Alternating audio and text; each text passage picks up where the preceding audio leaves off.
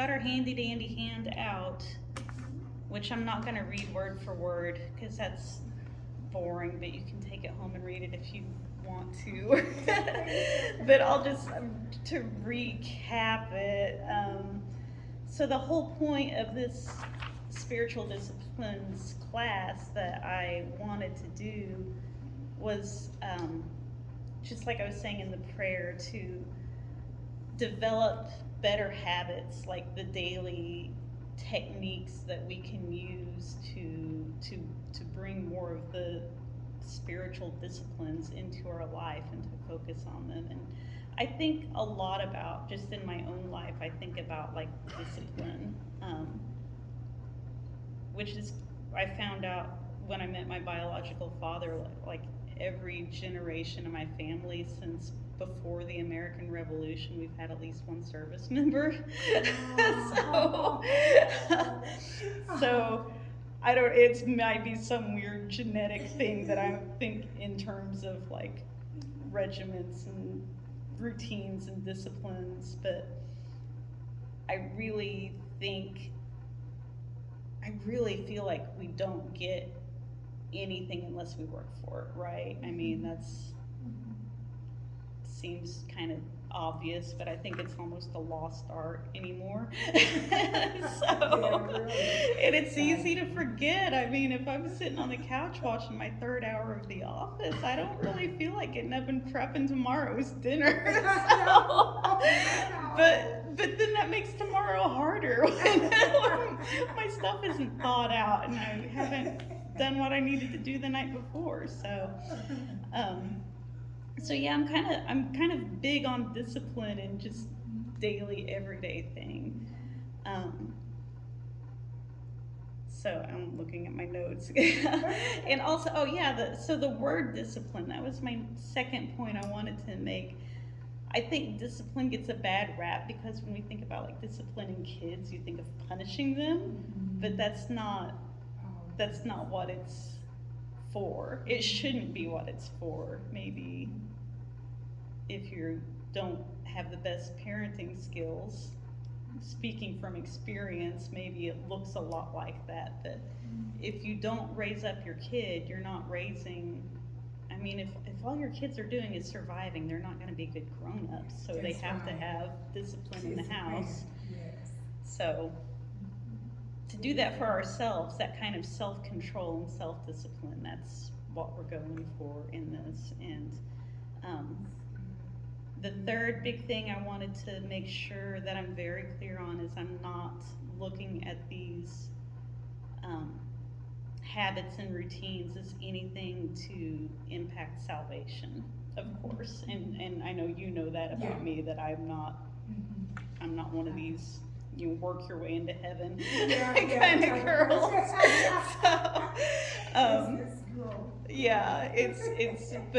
But I do think the closer we can get to God and the more closely we can follow Christ and how he lived, it's gonna bring fruit to our life. We're gonna see that manifest one way or another if we're doing it right. I really believe that. We want to have closer relationships with our friends, and we want to be better neighbors to our neighbors and better citizens in our community. And I think the more closely we follow him and live as he lived and do as he did, then I think we can have that. So that's what I'm going for, just that closer relationship with God and the fruits that it would bring about and just making us better. Yes. Which, if we're more like him, that's going to be better. Yes. Right? It is. Yes. So that is the point of the class. And something else that I didn't write down, and it'll be easier once, when Chris Ann can start coming and if anyone else joins in, but the more people we can get here, it'll be better. Because just like when we did our Daniel study, I want it to be a discussion. I do not consider myself some kind of subject expert that I'm going to lecture. Let me inform you peasants what I know. That's not. Not what I'm going for at all. I really want to be able to just like more like a mom support group or whatever, or like, you know, in the guides too. I don't mean to leave Steve out, but but yeah, that kind of support group kind of feel where we can bounce ideas off. Or like, here's what I used to do. Here's what I've tried in the past. Here's, you know, I've read about this. Let's try it. Yeah, that kind of thing. Yeah, It's exactly. like I'm trying to come up with ideas for each of these things, but I know there's way more ideas than I'm gonna find and come so. Yeah. So I'm hoping everyone brings something to the table. Yeah, So, yeah. and we So can, you yeah. want to- I'm sorry, so you know, you just saying like, I'm not, like you said, you're not just here saying, okay, this is this and this and this and that, and then not, having others to, interact. Right. Cause you probably can get something out as well, you know, Exactly. so that's good, you want it to be supporting one another. Exactly. That's exactly what I'm hoping for. So, so I did write down some verses to kind of just illustrate discipline in general and what the Bible has to say, because I thought that would be a good introduction. Yes. So remember where the New Testament is. I'll go ahead and read some of these, or we can trade reading them or whatever. Acts 24, in verses 24 and 25. And context for this one, this is when Paul was being held in jail one of the times, right? And he was trying to explain to this, I think he was a governor of some sort. So he was explaining Christianity to this official. And it says, and after some days, when Felix came with his wife Drusilla, who was Jewish, he sent for Paul and heard him concerning the faith in Christ. Now, as he reasoned about righteousness, self-control, and the judgment to come, Felix was afraid and answered, go away for now. When I have a convenient time, I will call for you. But I just thought that was, as he's explaining Christianity, self-control is right in there between righteousness and judgment. I thought that was important. And then in Ephesians, you want to take the next one, husband? Sure. Okay. Ephesians 2:1-3, 2 verse 1 and 3.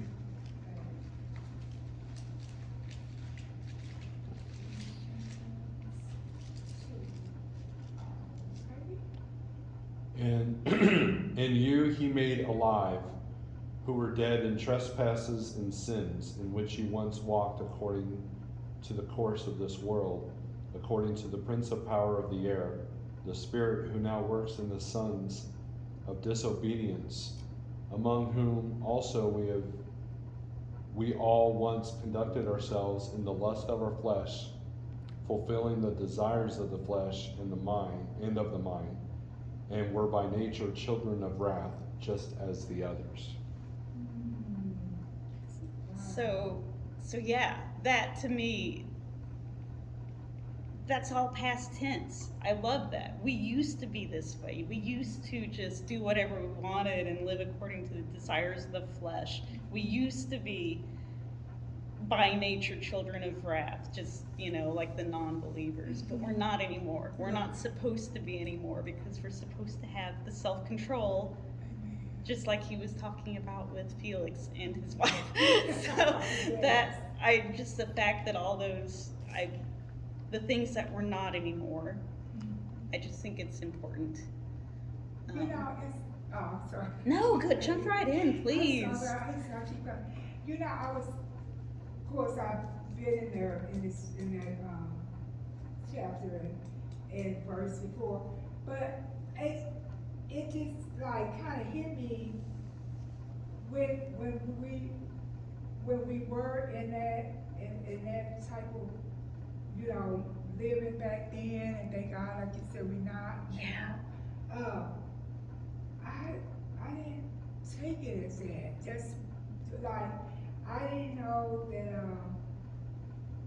I was living in God's wrath. You know, it's kinda different, cause I knew I wasn't living right, but I didn't know it was this serious. Yeah, yeah, me You too. know, it just, yeah, this probably, if I would've ran across that verse back then, that probably would've really put something on my mind, you know, conviction or something, I don't know, Mhm. but yeah, when Jesus read that, it's just like, wow, you know, I was living under God wrath. I mean, Mhm. and so did I get that verse kind of right? Um, That was verse, was it 3? yeah, in verse 3, Uh-huh. children of wrath. Yeah, you know, that's not how I read it, Really? but maybe you're right. Maybe I have misread it. I was reading that as like we were by nature children of wrath, is that like we're prone to wrath and anger. But Mhm. maybe you're right. Maybe No, that no, is. you I'll you have. might be right, cause, like you were by nature deserving of wrath. Huh, okay. How did you? Well, I'll have to go home and like compare some different versions now, or get out my literal word app and see what it says. Yeah, Like, I had to do I'm not it sure so. which reading, but either way, I still think that speaks to Yeah, it speaks to, the importance of yeah, the physical disciplines. yes. That we don't act that way. We don't conduct ourselves the way we used to, and the way the world That's would condone. Yeah. Yeah, we have to have those higher standards for ourselves, and that takes self-control and discipline. So, You want me to read the NLT version of that? yes, please. Yeah. Once you were dead because of your disobedience and your many sins. You used to live in sin just like the rest of the world, obeying the devil, the commander of the powers in the unseen world. He is the spirit at work in the hearts of those who refuse to obey God. All of us used to live that way, following the passionate desires and inclinations of our sinful nature. By our very nature, we were subject to God's anger, just like everyone else. Yeah, Wow. so you had it right, and I was reading it wrong. Yeah, Wow. that. Wow. Yeah, that's huge. That is. See, I didn't know that would come to me, but it did. Yeah. That broke it down real good. But you was right too. I mean, you know, in a way it could.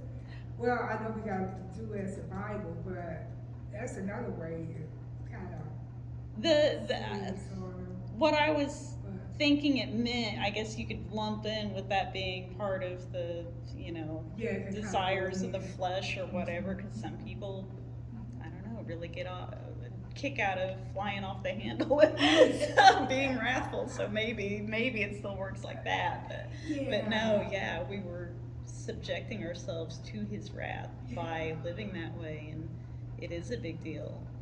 So, Yeah, thank you for reading that verse, and thank you for. well, thank you for scriptures. pointing out that interpretation that I was missing.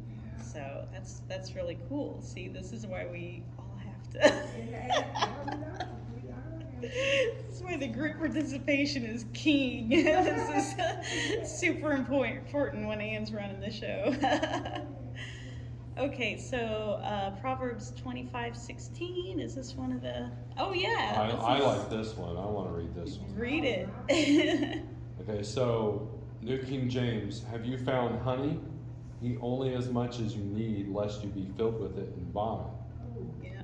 That's Now, if we do the NLT,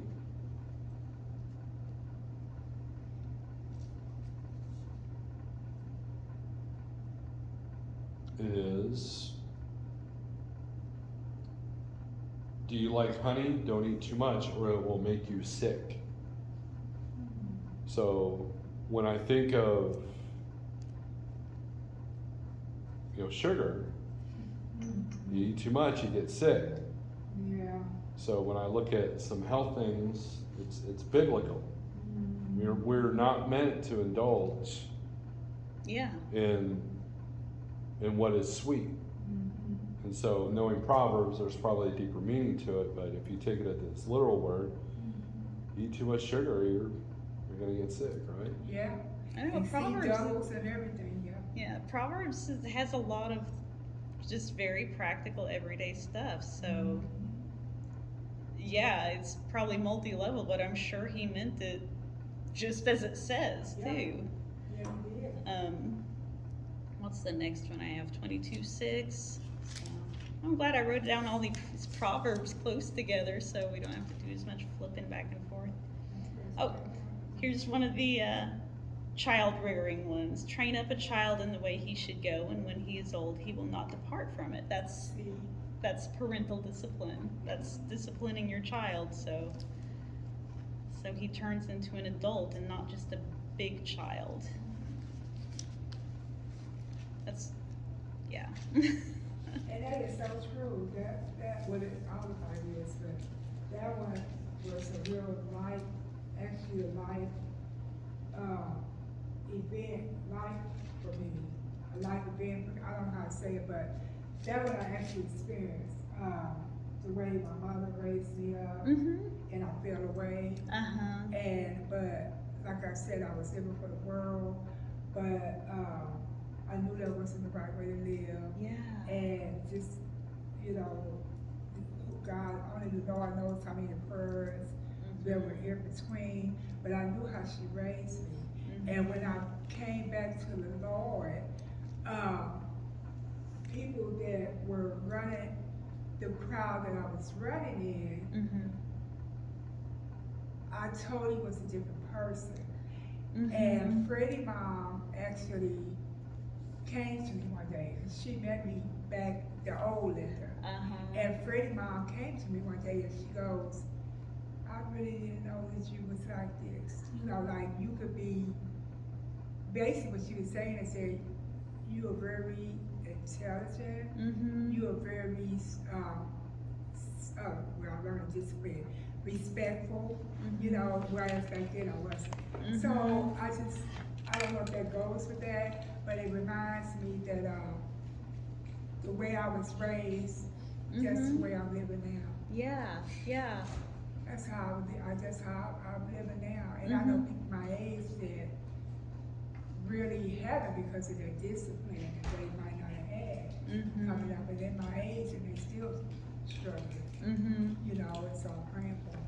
But yeah, that I don't know, that just opened the world when you read that scripture. I thought about mom, how she raised me to know the Lord and to obey the Lord and to respect others and not be, you know, prejudiced and I mean just the whole 9 yards. So yeah, that's just something how this Bible is so much life. You know, so much life. So. Really? Yeah, yeah. Yeah, Scripture. good parenting is so crucial. I think it gets underdone. And then of course, so I don't think I wrote down the verse, and I forget off my head where it is, but spare the rod and spoil the child. That's basically it. I might be misquoting it a little bit, but that's in there too. And I don't think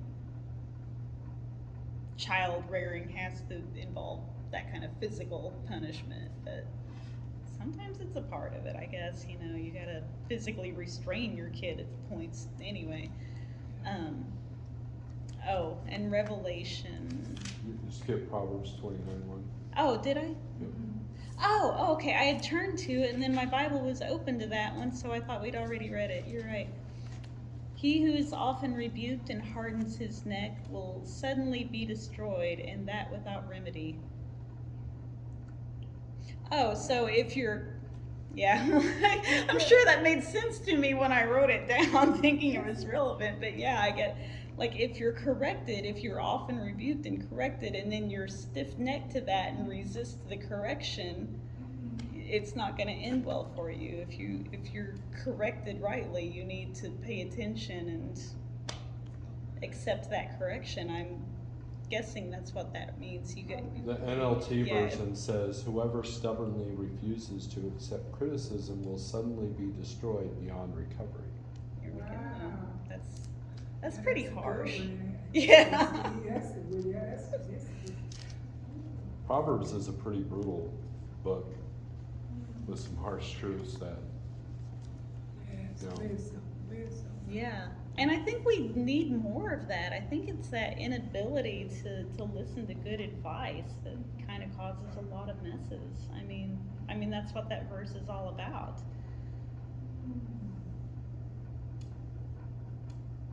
So that's just like,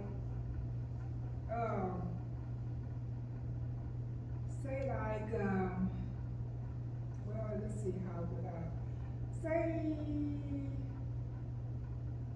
like you see somebody struggling and with different things in their life, and you know, you tell them about the Lord, and you don't have to go through this, you know, you can, just accept God and He'll help you through it. He'll help you through it. And they continue to just, no, I don't think that's what they're saying. So let me go back then. So that would be more like somebody that would say, well, I don't want to hear that right now. Mm-hmm. If you point out, like, if you, wherever will remain stupid. So that would be somebody that you would say, see, I'm trying to get it now. That would be somebody that you would say, like, that was doing something and you said, I rebuke that. I don't know, I might need more explanation. I think a rebuking in that, I think it can mean any kind of like correction or criticism. Okay. Not necessarily like casting out, you know. Okay, that's what I was Yeah, I think it, I can look that up on Literal Word and see what kind of meanings we have for that to me, it, translation. so like, if I'm dealing with someone, like I consult business owners all the time. And I say, well, you need to do this, you need to do this, you need to do this, you could do this better, you could do this better. And if they think that they do it good already, well, then they're not hearing my word, right? Right. So they don't learn. They don't learn from their mistakes. That's where humility comes in. You have to be humble. You know, sometimes like if I go up on stage and someone goes, hey, you know, constructive criticism, you were playing this wrong and playing this wrong and playing this wrong. If I'm accepting to that, then I know that I need to improve. I need to be better. Right. Whereas if my ego kicks in and goes, you don't know what you're talking about. You're not a musician. You don't know how to play music. So how do you know I'm off? Okay. See what I mean? Yeah. And yeah, so how can I improve? And that's what God does for us. He shows us. He shows us. You know what? Oh, you think you're good at that point? You know. Yeah. Yeah. And if we're willing to accept the message, then we can learn from it. We can grow from it. Yeah.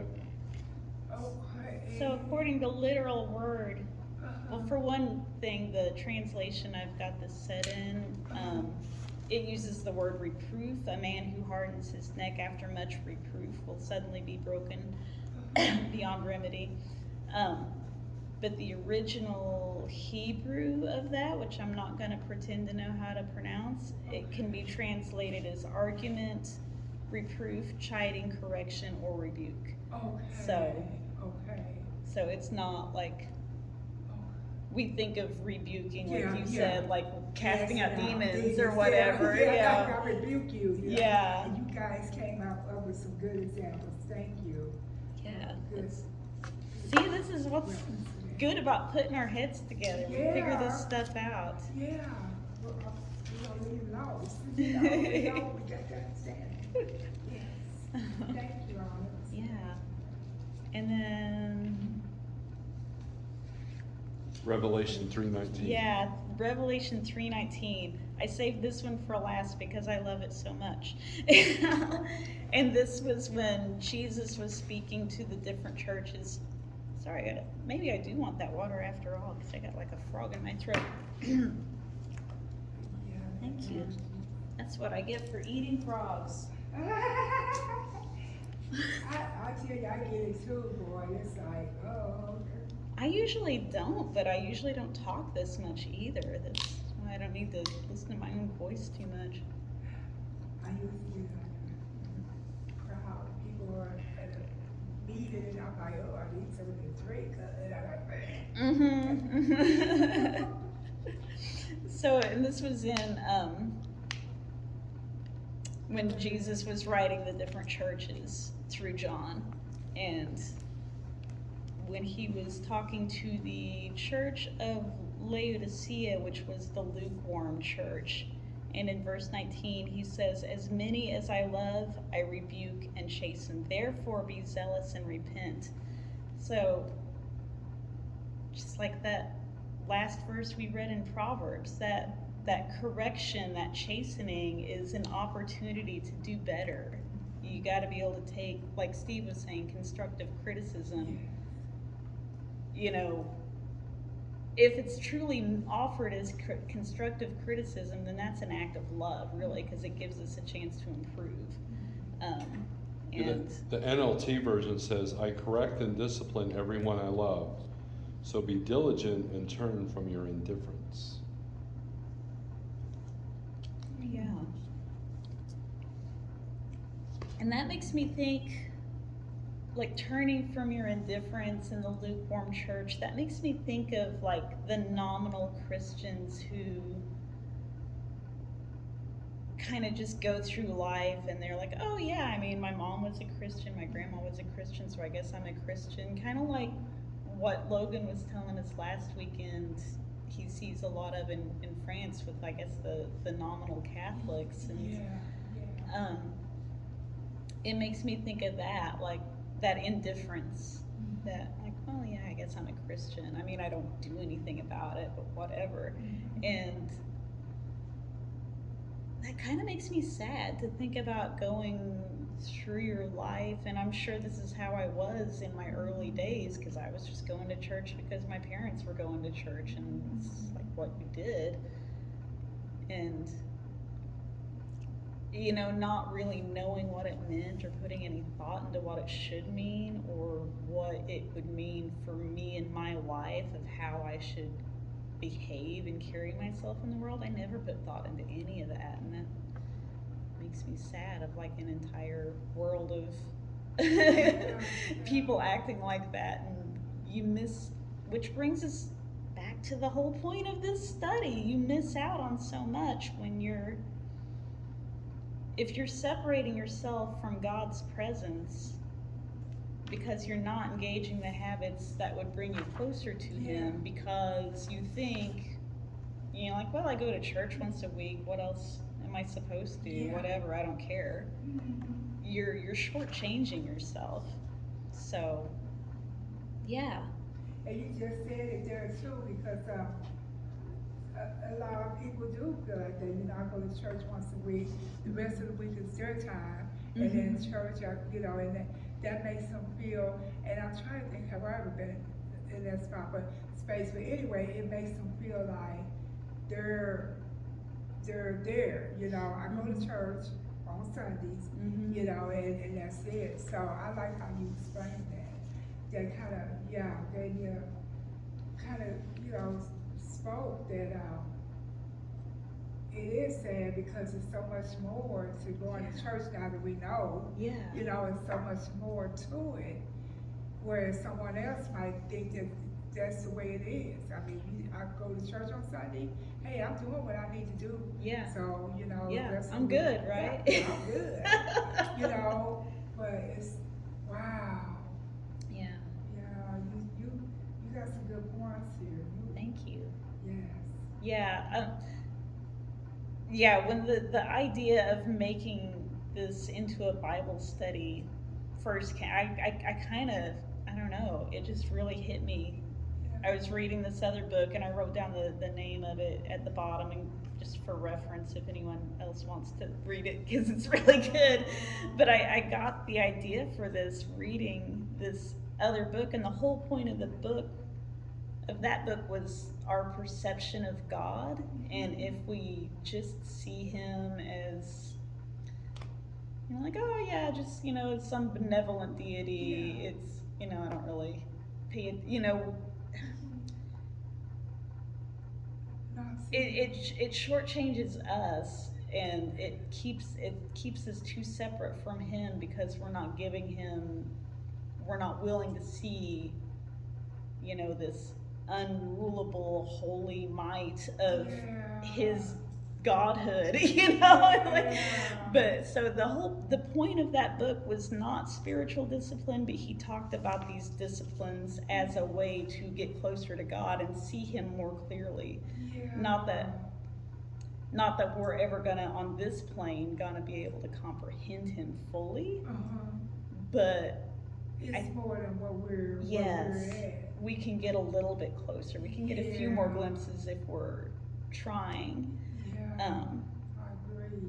I hope I am remembering and understanding that book right, but yeah, just reading about these spiritual disciplines as, you know, techniques Yes. to walk closer with him. That just, man, it just, I was like, this has to be a Bible study. Let me call Pastor Melanie. Exactly. So- And for real, because, you know, that's really, I mean, God knows, that's really where I'm about at in my walk right now. It's my discipline and things like that, and getting closer to God, and not just, he's not just a Sunday God to me. I mean, Right. I pray during the week, but I feel on Sundays, I'm really connected, you know, I got the praise going, I hear the teaching, and during the week, I pray, and I read my Bible, but then I might not read my Bible, and, you know, I'll get up and say, oh, I gotta do this morning, you know, and it's like, first thing in the morning, should be some time with God, you know, and it's just, you know, like you said, discipline. Yeah. And a lot of things I am not doing in discipline, so I am really looking forward to it. Yeah, I mean, I'm So I'm looking forward to Well, it goes to what you say in that second to last paragraph. The consensus on the internet, for what it's worth, seems to be that a new habit takes at least 21 days to build, and we won't be spending that kind of time on any of these techniques in this class.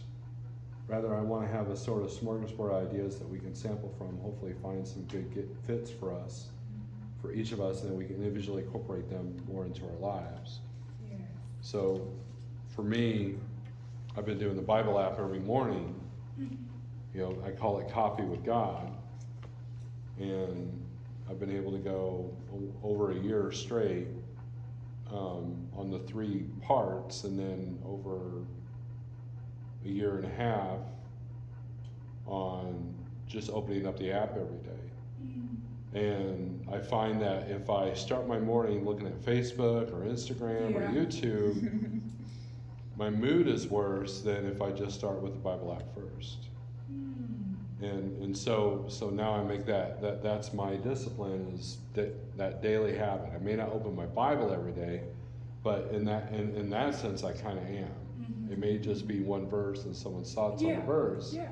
and then it's prayer time, but that's so much more than you were doing a year and a half ago. yeah. See? So Yeah, so, See? and just that little bit of habit has sprouted into different branches. Yeah. Yeah. So, yeah. just that one little discipline, you know, and then, you know, in my world, the discipline that I've put to other parts of my life have had positive effects.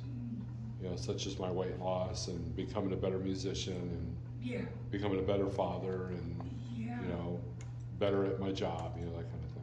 Other doors and so I. Yeah. Yeah, it's like that saying. You ever hear that saying that if you need something done, ask a busy person to do it? Like if you're delegating jobs, have you ever? Maybe this is because I've been with the PTA so many in the past. Like, I haven't, but it sounds. yeah, you know. it's like there were some of us that it was just kind of known, like, okay, she's doing like 10 things already. She could probably handle one more. Whereas the mom that like might not even work, but maybe part-time on the weekend, you know, and but we could never get her to help out, never get, you know, like, Right. Well, 'cause I've there's experienced no, that there's no firsthand. discipline. I've experienced that firsthand. So if work's really slow for me, I have to discipline myself to make sure I'm not living in a perpetual Saturday. When I first got off the road, Uh-huh. I had to give myself a set schedule, Okay. or else I was going to live a perpetual Saturday, because what I found was on the days that I wasn't busy, Uh-huh. I was on the internet more, Uh-huh. I was on the social media more, my mood was worse, and then when I finally did have some work come in, now all of a sudden chaos and I'm in a bad mood, whereas, Uh-huh. you know, if I act like I'm really going to work, even though I work at home, Uh-huh. and turn on my computer regardless of how much work I have, you know, to be on the ready, Uh-huh. I found that my mood improved, and it's just like what you said, you know, I became busy. I make myself busy when I'm not, When you're not, okay. you know, and then on a couple occasions when I know I'm really gonna be slow, I'll come here and do the food giveaway on Yeah. Wednesdays. Yeah, yeah. You know, and so, and guaranteed when I get here, work will call, or, you know, a driver will call, or a load will fall apart, you know, and I've got to rescue it, you know, kind of a deal, you know. Yeah. But yeah, like I guess just like the moral of the story for that is that like someone who's good at structuring his or her time, Yeah. it's easier for that person to fit in one more thing Uh-huh. because there's already systems and routines in place. It's like, okay, I can fit this in right here Yeah. between these other two things and Yeah. make it work. And Yeah. so yeah, that's kind of what I'm hoping, like, to put our, you know, heads together and come up with these ideas. How do we get more of these biblical, spiritual disciplines into our lives and find the ones like, okay, that one sounds intriguing. I'm gonna try it. Let me do this for 2 weeks and see if I can make it stick and see what I'm gonna think, what's gonna happen for me.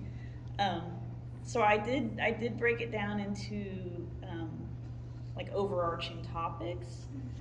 I'm totally open to suggestions. If you think I've missed something, like what about whatever, because like just the other night I was like, I forgot to put forgiveness on there. How could we leave off forgiveness? I had to go edit my document. So I'm sure it's entirely possible there's 5-10 more we could add to this. So if you think Well, of any, list shoot them me a for text. the camera, so. So I'm fixing to. But the ones that I've come up with are prayer, fasting, Bible study, confession, forgiveness, tithing, and charity, acts of service, worship, and seeking joy. And I am, when we go through these week by week, I am lumping a couple of them together 2 at a time because they just go together in my mind. Like confession and forgiveness, tithing, charity, and service are all going to go together, and then worship and joy are going to go together. But yeah, so for each of those topics, and whatever else you and Chrisanne or whoever else comes up with and says add this in, we'll add it in. I'm flexible. For each one, we'll spend a week going over, you know, like here's why it's important, here's what the Bible has to say. Now practically, what are some ideas? How do we actually go about, like, nuts and bolts adding more of this into our lives? How do we get better at it? How do we get more consistent at it? And then we'll spend a week actually taking those ideas home and trying them. And then the next week will be like the report back and everyone share your results with the class kind of week. And I think it'll be cool. So that's my plan. Yeah, I think it'll be a good class. I know it will be. Yeah. I know, I have faith. It will be. And I'm just gonna get something out of it. I'm sure I will, because I know there's a lot of these that I fail on. I'm gonna say I struggle with it. There's some I think I've got okay, and some I'm better at than others, and there's some that I'm just like, I never even think to try. But if I can build some habits and routines into my life, then I'll remember to try. You'll remember to try it. And that'll be a step in the right direction. Yeah. So it'll be good. So, okay, so it's not quite a full hour, but I mean, I don't have anything else unless you have anything to add. Either of you. Oh, Steve.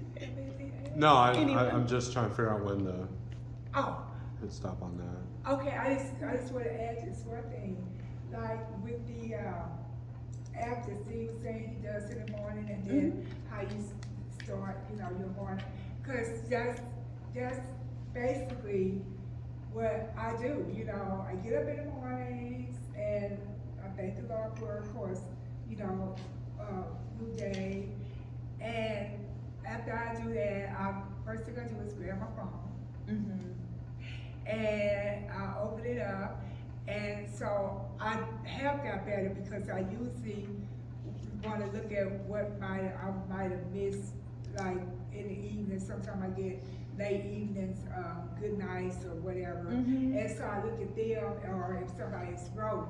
But that went to me actually getting up in the morning and saying, oh, I gotta get my good mornings and my good evenings out. Well, my good mornings out, it's my good morning. And I got in a space where I got comfortable with that. And then I would think, well, I need to actually read my word first. Because that's like how Freddie does. He does the audio because of his reading levels. And so he'll grab his cup of coffee, and in the summer he'll go outside and sit on the porch and listen to his audio. And he still does that. He goes out for a few minutes, and whenever he listens to it, I don't say wow. That was one time I was like, that was quick, but anyway, that's between him and God. But with me, so it's like I'm getting out these good mornings, and these good mornings are prayers. I mean prayer, prayer good mornings, blessings. So I'm like, well, I am doing this right. I'm sending out, prayer things. I'm just not starting my morning and getting up and running like I used to be. But then I think discipline is I need to get to where I sit still before God and actually get my time in with God. Because even though those things are good, they're not, it's still doing more social media. It's still grabbing the phone first. That's how I feel. Yeah.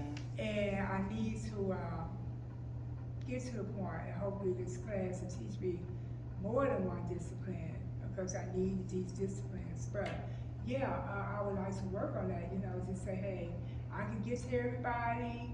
I'm sorry if I don't, if I miss a day or two. I'm sorry. I have had somebody actually get on me about that. Hey, I didn't get my, and it's like, Oh, no. yeah. And it's like, oh, okay, so, but not trying to confuse it all, but yeah, it's something that's been on my heart, is disciplining myself in more than one area, and my sugar again, it's in that and that. But the main thing is, the Bible do say seek the Lord early, something like that, seek the Lord early, or seek Him where, well, I know it's some, well, or maybe somebody just thought that it's always best to seek the Lord in the morning. And so I think it's a good way to start the day, like Steve said, instead of all this other stuff. And then that has actually took a place where I didn't even seek the Lord. Before I knew, I was in bed like, thank you, Lord, for this day. And I had read a scripture, I had did anything. So if you seek the Lord first, I know it's a discipline for me, because I'm so used to just jumping up and saying, Lord, I thank you for this day, and then off to whatever I gotta do, or get on the phone. And I don't like that. It's getting kind of like not feeling good to me. And that kind of hit me again the first day of the class. It kind of hit me, it's like, it's not too becoming to grab that phone. So I'm not saying I won't do it again, but I'm just saying I want to get to where I'm getting into my studies. Yeah, when you, and at least you think to pray, at least you have that gratitude prayer in the morning, and that's better than nothing, obviously. But yeah, I think, and I'm not preaching because I'm bad about, there's a lot of mornings that Steve and I will get into a conversation and I'm like, oh, I was gonna do my Bible app before work, but oh well, I'll do it later, you know. Yeah. But the days that I can do it before work, it makes a difference. It puts you in a different headspace if you can start off with that, you know, intentionally seeking Him and intentionally spending that time to kind of center yourself on His presence and, you know, remind ourselves like, okay, yeah, God is with me. And if God is with me, who can be against me? You know, who can stand against me? That's the world we're in, you know. Oh. Yeah. So yeah, it does make a difference. Are you ending us now? Yeah. On YouTube. So You'll miss the prayer. That's okay. There'll be another one next week.